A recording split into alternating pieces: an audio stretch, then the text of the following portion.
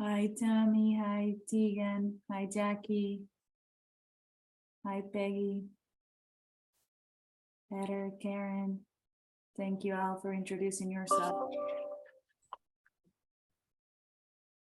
Hi, Kylie. Hi, Sabrina. Hey, Marty, how's everybody doing? I'm good. I had lunch, so I'm good.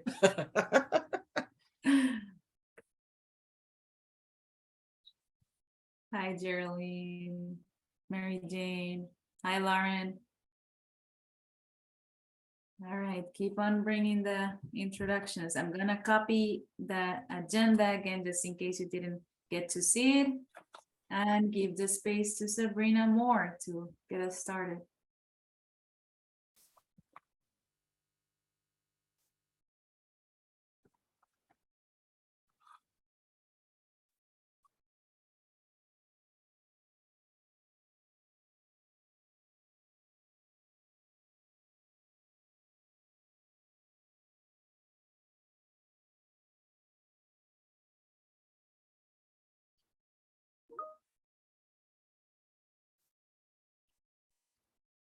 All right, well, welcome everybody to the social media collaborative meeting this afternoon.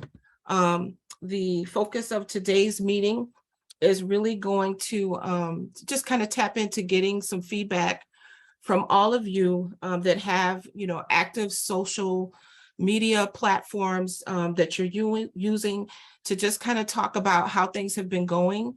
And for some of you to just kind of gauge, I think more generally where you are. We also want to share some perspective from Oneida County on what their process has been around social media. For those of you that are still, maybe in a process of, emerging your practice around utilizing Facebook or other platforms, or, you're in the process of, beginning to post things.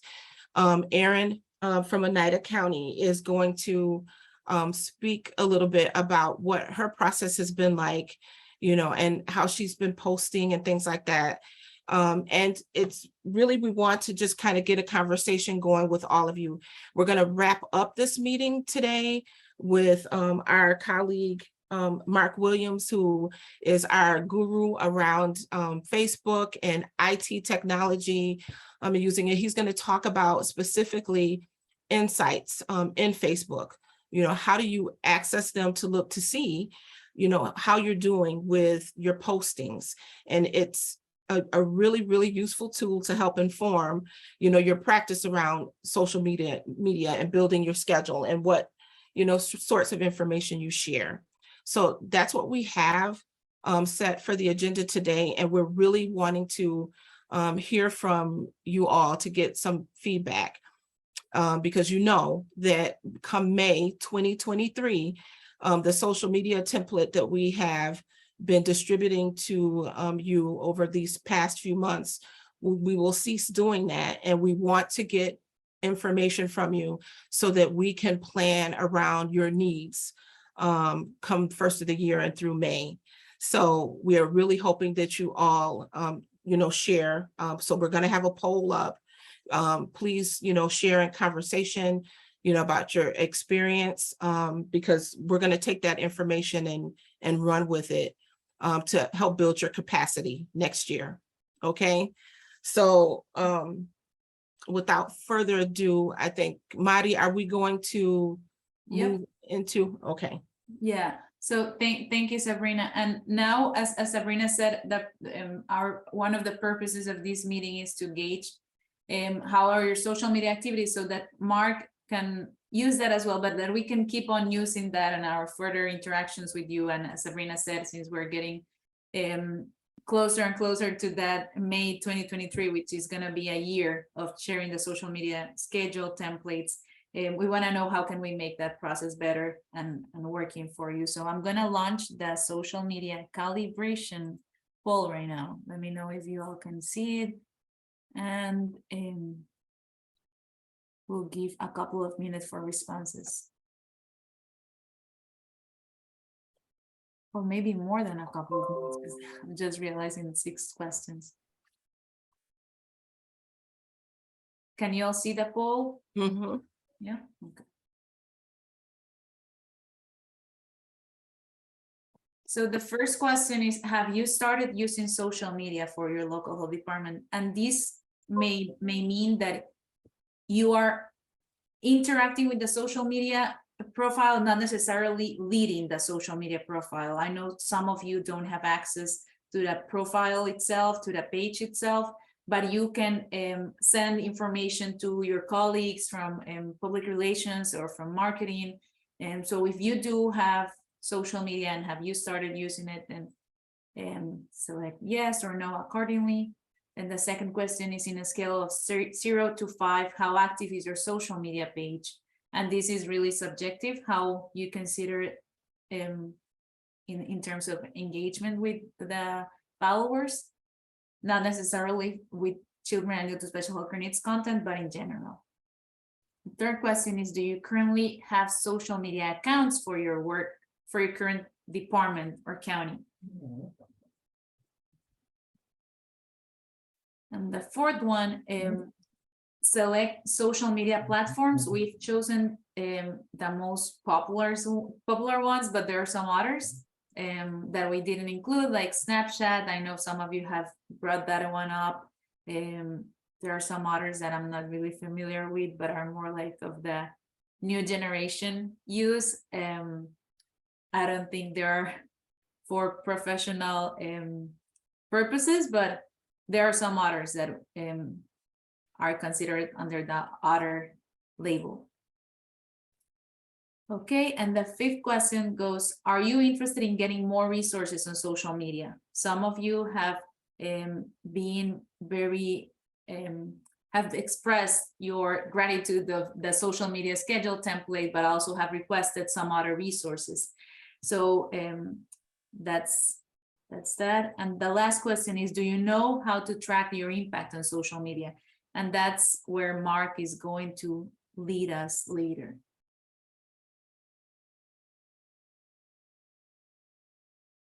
Okay, I see 74 of you participated, so I'm gonna see if I can share the results.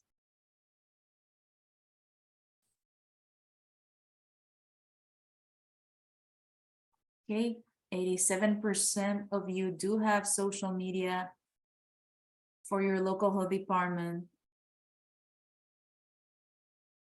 The social media pages are in between of being active and not active at all. All right, and most of you are currently using social media accounts for your county. As we expected, the most used social media platform is Facebook. And most of you, all of you, are interested in getting more resources on social media. I'm glad to know that. Okay. Awesome. In a good way, yeah. And then, do you know how to track your impact on social media? I'm glad this is half and half, because those who know can jump in and share your experience, and the ones who don't, please share your questions. Okay, so without further ado, we wanna invite Erin to the table.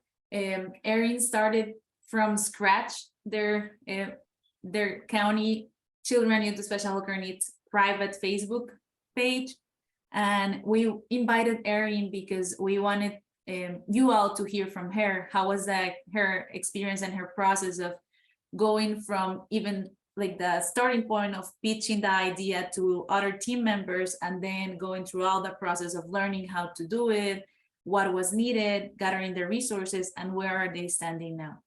So Erin, go ahead. Hi, thank you. So we just launched our private Facebook group in October, so the beginning of October. We started pitching it to the county probably around like July. So we started off with getting approval to even make a private group. So we had to get that approval process through the county executive. And we are working very closely with our health promotion unit here. So they're the ones that are already running our health department Facebook page. And we decided to link our private group to the public health department Facebook page we already have. So the group is private, but it's visible now, so anyone can find it and request to join it. We did meet with our legal team here at the county just to go over like the do's and don'ts of what we can do and like some of the concerns they had, just so we were prepared. Like if we had rights to kick people out of the group if they weren't following the rules and things like that. So we were prepared for that as well. And once we did create the group, we just went through the different types of settings that we could do and chose what was best for Oneida County. So we did choose to make the private group linked to our public page. And then from there, we had to select the rules of the group. So the Facebook group options, they already have like generic Facebook rules. So we went through those and chose which ones met what we wanted. So they're basically be kind and courteous, no hate speech, no promotions, and that you're going to follow the rules. And then from there, we chose our membership questions. So I think Facebook lets you have a maximum of 3 questions that you can have people answer before you accept them into the group. So the questions we chose were if they're a parent, guardian, or professional that work with children and youth with special health care needs, or if we decided to go with any of the programs that we have for our children that we have. So in either early intervention, preschool, SHIN, or Child Find. So any kids in those groups we would allow in the group along with professionals. And then the second question we asked was what they were hoping to get out of this group, just so we knew when people were joining the group, maybe what health condition their kid had or what information or topics they were looking to get out of it. And then the third question was just that you read the rules and agreed to follow the rules in the group. And then from there, we would just accept them and they would join the group. So right now we only have around 16 members because we haven't advertised it yet. We're working on creating a palm card that we're going to distribute to all of our EI families, the Child Find families, the kids in preschool, and to bring to public events. And on the palm card, we set up a QR code that goes directly to our Facebook group. That way it's easier for families. If they don't want to take the palm card, they could just scan it and it takes you right to the page where they can request to join the group. Right now we have a lot of our members from inviting them to the group. So that's another option too. So you or someone else can invite someone to the group and then they would just have to answer those questions as well to join. And that's pretty much where we're at right now. Like I said, we just started it in the beginning of this month.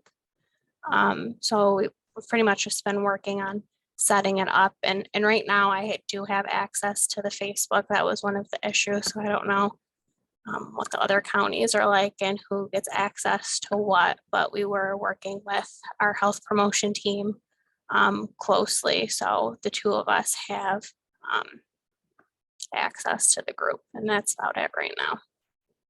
Erin, and I'm wondering, going back to the beginning of how you started this, how many permissions were needed for you to, or what was needed for you to get the permissions from the people that you needed, like from the legal team?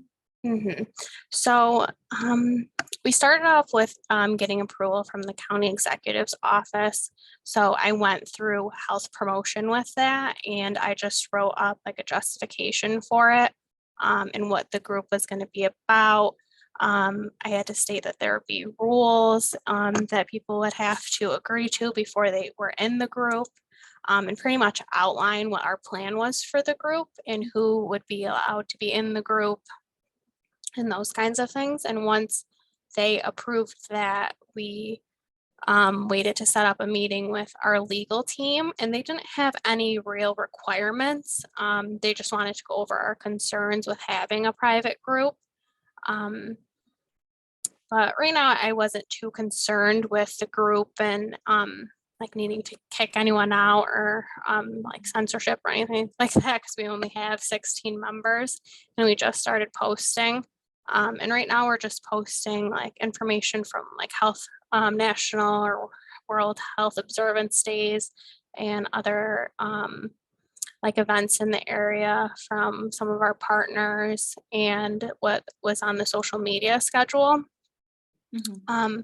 But we just met with our legal team more to like prepare and give us like legal guidance on what we could do with the Facebook page and who could post. So right now we have it set up where only we can post, so no one else can post on the group. So we're trying to get more interactions in the comments right now is how we have it set up now. Later on, we might decide where people could post and share their own things in the group, but right now we're trying to get more of just like a conversation starting in the comments than people posting just whatever they wanted on the page. Feel free to interrupt me if there are any questions from other people, and I'll keep asking if not, because I think this is a very interesting process. If you can mirror the process, or if you have questions that you think don't apply to your county, but you want to ask Erin, how did that happen? So I'm wondering, were there any needed internal policies that you needed to write down before this happened, or any agreements that you needed to express to the other departments for you to have this private Facebook group? Not so much agreements. I did just have to justify with our health promotion team and with county executive to give me the permission to, like I said, because it's connected to our public health department page. So I have to have access to that to have access to the group. So I just needed to receive those permissions first. And then, like I said, with legal and so pretty much I kept getting permission throughout with the county executive's office and with legal team. Like when we set up our member questions, they approved those, and we did our rules, they approved those until finally everything was approved and we could open up the Facebook group. Got it. Okay. Are there any other questions for Erin?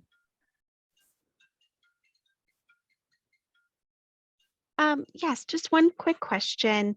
As far as the people that are allowed into the group, do you require them to then submit the referral for the Children and Youth with Special Healthcare Needs program in order to then be added to that group? No, so our group is for our special children's services. It's more so generic towards that. So we were allowing anyone in from either early intervention, preschool services. So I have access to look up all of those to confirm and make sure they're in, because they have to answer the questions before letting us know what program they're part of. But yeah, so our Facebook is called Children with Special Healthcare Needs in Oneida County. So it's not specifically under the SHIN program. So it's not only for those kids, it's more broad for our county. Okay, thanks.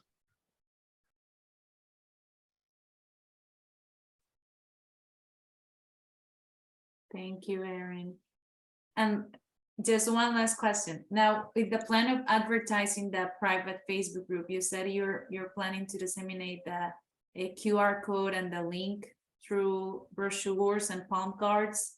So that'll be in-person promotion, right? But is there a plan to use the main Facebook profile to promote the access to the private Facebook group? So we haven't discussed that yet. Right now, we are just gearing more towards the kids that are already in some of our programs. So when the parents meet for like early intervention for their IFSP meetings, they'll get there. When we get a child find referral and consent form, we will mail it out to them with the other paperwork we send them. Same with any SHIN referrals that we get. We can mail it out to the families that way, or when we do go to community events, we can also talk to parents in person about that, if that's something they want, or they can follow up with me if they're interested in joining or getting a referral to one of our programs. Got it. Thank you for sharing, Erin. Thank you.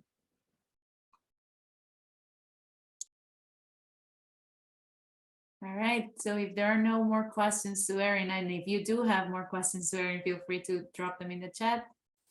We're gonna move forward with the agenda, and we welcome now Mark Williams, who is gonna do a walk through tracking insights in social media, specifically Facebook, I think we're gonna use.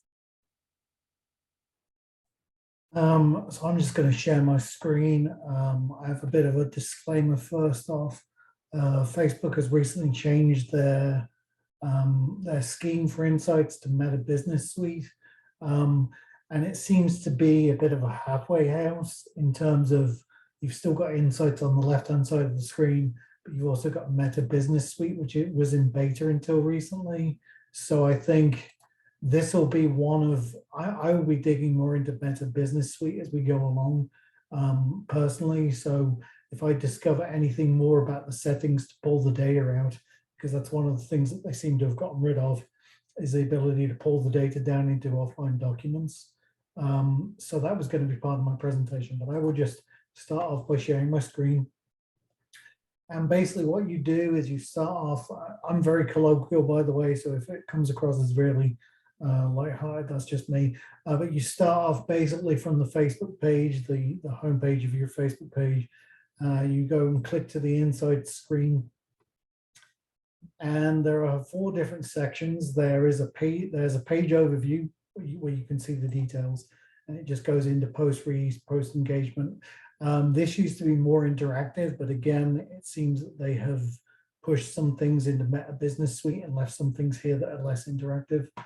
You can look at your posts that have actually been listed over the last 90 days, and you can filter and sort them. Oh, go ahead, Mariella. I just have a question. Sure. Do you mind explaining what do you mean by Meta Business Suite? So basically down here is, so Meta is the parent company now of Facebook, and as a result they've started branding things they've started releasing products that have Meta on it, and instead of having like the old Insights interface, you also now get a Meta Business Suite. So I'm going to have to go through the Insights, and then I'm going to have to go through Meta Business Suites. But then I'll also, you have to schedule posts through there now. So that's actually part of the presentation. So they've changed everything recently. So I'm really kind of winging this a little bit because they just managed to change everything rather recently. Thank you.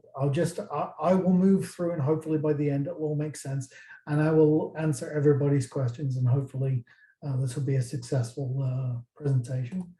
So you can filter your posts by date, post reach, and engagement. So one of the things with Insights, and this is one of the reasons why I think the Facebook group ideas and all the different ways that you interact on social media help, is because if you look at engagement, if you filter the post by engagement, more often than not, the more engagement you get, the higher the post reach. So if you can get people sharing things out into their groups, and if you can get people liking, commenting, and sharing, then basically their network sees it, and then their friends share it, and then their friends share it, and it just generally builds up a tsunami of sharing, which is what you want. Another area is audience. So if you've only just started with Insights, it's always good to take a look at your audience. Again, they've really simplified this lately. Now you can just see gender and age and location, but you can actually see, like, for example, our SCDD Facebook page is 88% women and 12% men. So if you were looking into targeting via gender or a certain age group, this page helps, but it's very, very shallow in terms of the data that it actually gives you. But basically, if you were looking to convince, say, someone to put more resource in the social media, you'd look at your posts and you'd see the engagement, and you'd be able to say, as I click it and nothing happens, you'll be able to say, look, this is what I've been doing on social media. These are the posts that I've shared over the last 6 months as part of the SHIM project, and here's the level of engagement that we've had. Another thing that you can do is, it helps if you're promoting an event, you can look at the post engagement, you can look at the amount of people that have commented and shared, and you can kind of estimate the resources for that event. So there are various things that you can do that can help based on the data you get from your Facebook engagement to help you actually realize the kind of resources you need for the things that you're promoting. So I'm going to go into Meta Business Suite, and the reason why I'm doing this is they've shifted part of Insights and scheduling in the Meta Business Suite. So basically what you do, this is not intuitive at all. I'm not even sure if it's out of the beta yet, but in Meta Business Suite, I'm just going to show the scheduling of posts. Basically, you click Create Post, and it takes forever to load. And then basically what you do is it's got your post area here, and it's got the ability to schedule the post. So what I like to do is you can actually schedule out ahead, and you can actually schedule a series of posts, add photos to them, and so on and so forth. So I'm going to go home here because there is another way. But here's the other problem I'm having with it. So if I go back to the Facebook page, you can get kind of lost in Meta Business Suite because it's not really intuitive. So if I go to the Business Suite again,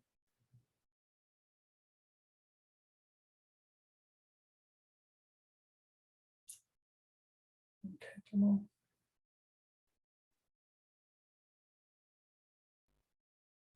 But again, what they've done is that you can actually see, they've got different ways of going through Business Suite, and you can actually see your posts and your engagements through Business Suite as well. But as I say, it's kind of a halfway house. You can see, you know, you're published and you're scheduled and your drafts, but you can also see that through Insights. So Facebook haven't really decided whether they're doing Insights or whether they're doing Meta Business Suite. So it does make it kind of tricky. There is a way, funnily enough, there is a way to just see the calendar for your Facebook page. And that used to be when you click the Meta Business Suite, you would actually see straight away. I think they've moved it to Planner. Hold on a second. Give me a second. So this is how complex the new Business Suite is. But what you can do, so if you're long-term planning and you want to schedule a bunch of posts all the way through, you can switch this calendar view in the Meta Business Suite, go to the Planner, and you can look at your entire schedule for the month. And we have the National Disability Employment Awareness Month this month. So I've actually scheduled like 20-25 posts, and I did that in about 45 minutes. So if you're actually planning, just as a side note, if you're actually planning to do like an awareness month, or you're looking to build audience and then to have a lot of posts that you can then categorize and tag, and then look at the insights and say filter by this tag, you can then put together a campaign. The only problem is, and I'm going to find out how to do this. My one problem that I'm having is I can't pull the data. I can do the filter, but unless you've got somebody there, if you're trying to show somebody the data for a particular campaign, you can't actually see it right now. You can't take it away, print it off and give it to someone. It'll print in the browser. I think if I do Control P, like you'll get this. That's not going to work for anybody. So I will be following up with this because this is just for me as a standard curiosity. I want to know how to get this data out so that you can do an insights campaign. You can tag all your posts, and then in the insight, you can do a filter on that tag, and then you can print off, here's our campaign. Please give me more money or more attention for social media, more FTE, whichever resource you're looking to get. So that's a very cursory overview of social media insights and how to schedule. I hope I didn't go too fast. I have a tendency to.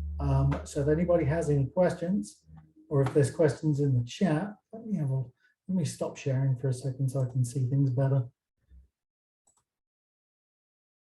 Oh. So Mark, we do have someone, Jamie said she's lost, but she doesn't manage their Facebook page for Shin. She does a small page for their youth court program, but a lot of our youth don't even use Facebook much anymore. And so that is something that we're seeing, that the social media platforms are kind of, people having to morph and go into other platforms such as TikTok and Instagram and those places of that nature where you can actually reach more folks, especially when we're talking about youth. So that is definitely something to keep in mind. But thank you, Jamie, for sharing that. Much of our youth do not use Facebook anymore. They use other platforms. And if we can assist you with the Facebook, trying to figure out some of this in Facebook, just let us know. She said all of that was over her head, Mark. honestly, Jamie, this is why we're recording this, because as an IT guy, I just go blah, blah, blah, blah, blah, blah, blah. So, and then, this is why you get the recording, so you can basically translate from IT geek to regular through a couple of viewings. But I'll also be able to answer any questions from anybody via email or listserv. I am leaving this Friday. However, Sabrina will have my email address, and I will be following up to try and get you a bigger picture of how you can actually extract the insights. I was very annoyed this morning because I had this entire presentation planned, and it would end with a beautiful PDF or an Excel sheet that you could show to your manager, and they got rid of it. So I was peeved. So yes, Sabrina, sorry. Oh, Mark, you're great. I was just wondering, would any of you benefit from a tip sheet on how to schedule out your Facebook posts? Would that be a benefit to any of you to help with managing your time and things of that nature? Because if you had so a tip sheet on how to schedule your Facebook posts, that way you're only doing it once and not having to go in every week and trying to put the post in, drag and drop it. So if that will help you guys, just let us know. And thank you. I saw Peggy with a thumbs up, but if anyone needs assistance with that, we're definitely open to helping out with that. And then additionally, Mark is, thank you, Patricia, saying that we have an epidemiologist and public health fellows who are helping us with their social media. So that's great. So if you don't need it, it's fine. But our job here with technical assistance is to make the work you do somewhat easier and smoother transitions for some of those hurdles that you might be trying to get over. So if you need that tip sheet, we don't mind helping out with putting something together. And then, even though Mark will be transitioning on, he so graciously offered to help putting together that sheet to help us grab those insights, because you do need to be able to justify why there's a need for social media management on this project, because that is how we're reaching our youth and some of our younger parents that have children or youth with special healthcare needs. And Jamie, thank you. You said your county is very difficult with being able to utilize social media. It's a fight. Yeah, we're hearing that. Yeah, it's definitely been a fight, and so, but you know, those are things that we can work with you on with the state, and we can advocate, and then work with your contract manager. So we definitely understand the kind of the battle over confidentiality and being able to make sure that no one is liable for any information that may be posted that the state doesn't endorse. So what we want to really do is just remember to use those credible sites. And so I'm going to stop talking because I see other hands up. Mariela. Oh, I just had a question for Mark related to what Erin was sharing, actually. I'm wondering if you can do a similar tracking process for a private Facebook group. Is it kind of, I believe you can, but I didn't want to go to private groups simply because I don't know for sure. I was actually going to check the private Facebook group to see whether you could. I will find that out, and I will do a one sheet similar to the scheduling one sheet that we're going to do for this presentation. But honestly, I hadn't had a chance to see whether they've updated it and how much they've changed it since the public interface has changed so much. okay. Hi, this is Patty from Cortland. Can I say a couple things about the private Facebook page? So we had first of all, I want to say congrats to Erin. We know exactly what you went through. We did go through this probably 5 years ago, the fight to get Facebook, okay, and all of that, and the attorneys and all that. So kudos to you for doing it and getting it going, because sometimes just people don't understand, and to try to, get them to understand sometimes it's hard. But so what we started with is we had the health department Facebook page, and then we created an early intervention closed page. This was pre-COVID. We had it for about a year and a half before COVID hit. So what we found over time was that we weren't getting traction on that closed group, okay? I think we had like 50 people on there, some professionals, some parents. And over time, we realized that we're spending time posting on that private group, and we had to post on the health department group. So we decided to eliminate the private group and just do everything through the health department main page. And we're a little bit farther along than Erin is at this point, and maybe you'll have better traction than we did, but we advertised, we encouraged a lot of the EI families to join. We had brochures and all that, but we wanted it to be interactive, and it just wasn't interactive, and it became just too much to find things for that and for the main health department page. So it was decided in our social media that we would just do everything through the main page. So right now, that seems to be working, and we are getting more traction. We don't know if they are parents with children with special needs or not, but we're just using the data that we're getting overall as we're pushing out the information about the program, okay? We are in the process right now of figuring out the insights. We have an epidemiologist on staff who is working with public health fellow that we have for communication, and we're gonna start working on trying to analyze our shares and all that. I don't even know that much about all of this, but basically we're working on the data now on where it's going, what it's happening. But we did find, I want to say last week or the week before, there was a big shift in Facebook. And so our entire health department page, which has, as probably all of you, many people since COVID, we're not even getting the shares in what we used to get before. Something happened with Facebook. They changed the algorithm or something. I don't know that much about it, but so the long and short of this is making adjustments as you go on is important.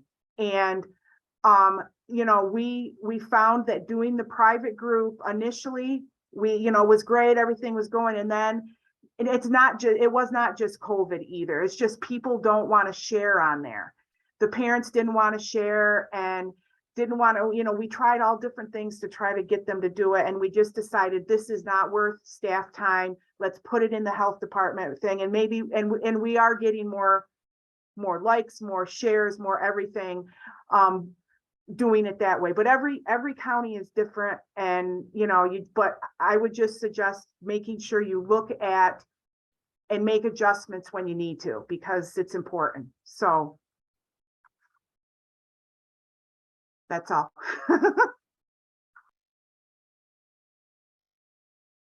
Thank you, Patty. That's valuable. We will take it into consideration, and you are totally right. Every county works different. Every county has different number of staff as well.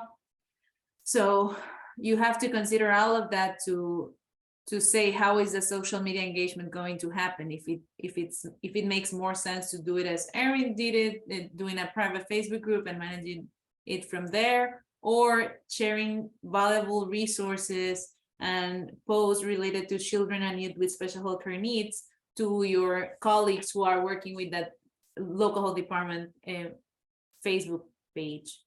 So that's appropriate to, like, each of you decides what makes more sense according to what you already have going. Can I say one more thing? I'm sorry. please. So what we're doing now too is we're having our public health fellow create Facebook posts that can be used next year. So we're trying to prep things so that we don't have to reinvent the wheel when this person who is doing all of these posts and everything for us, we'll have them available. We can repost. And we're just trying to think ahead about not reinventing the wheel every year for things that we know there's always going to be Autism Awareness in a month, and there's going to be all these different things that we want to post about.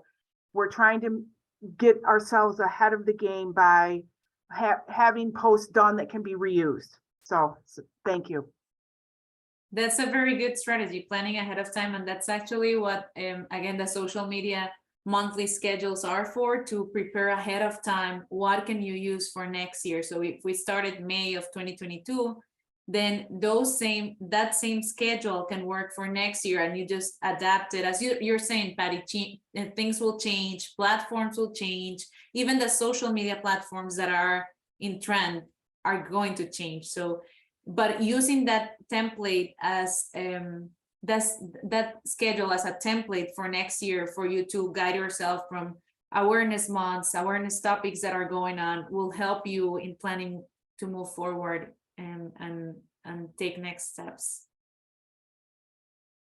Thank you. And I see Miriam shared in the chat, this is our last collaborative meeting, so we're closing the round of collaborative meetings. We will really appreciate your feedback in how this meeting and how the rest of the collaborative meetings went. So first, before you jump into that, and I'm gonna share the poll for this collaborative meeting feedback. And in the meantime, while you respond that, feel free to keep sharing in the chat or unmute yourself and keep adding comments or questions. Please take into consideration that is our last meeting with Mark Williams. We're gonna lose him, so take all out of him. I just wanted to say I'm still going to retain the private. I'm on the private LHD group, I think, for the Rochester region. So if anybody does have questions, it's just Facebook. So if you have a question for me, just tag me in, or ask, and I will answer. So I'm gonna remain on there for the foreseeable future, just to help out where I can. Thank you, Mark.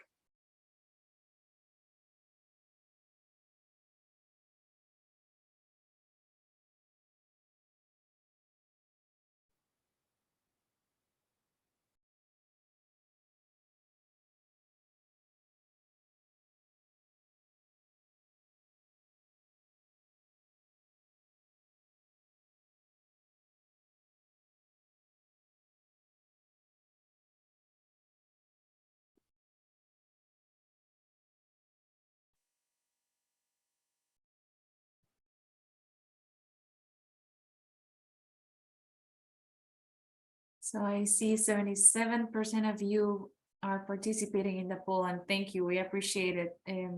As we always say in the collaborative meetings or these spaces, unfortunately, virtual. I know all of you have mentioned you miss those in-person connection meetings, but thank you, because your feedback help us in making these spaces work better for you, and bringing the topics that concern you the most. And again, the big survey of all collaborative meetings was shared by Miriam in the chat, but she's also going to send us all an email with that link. All right. Thank you all for your participation. Thank you, Erin, for sharing your experience and your process. Hope you all have a wonderful day.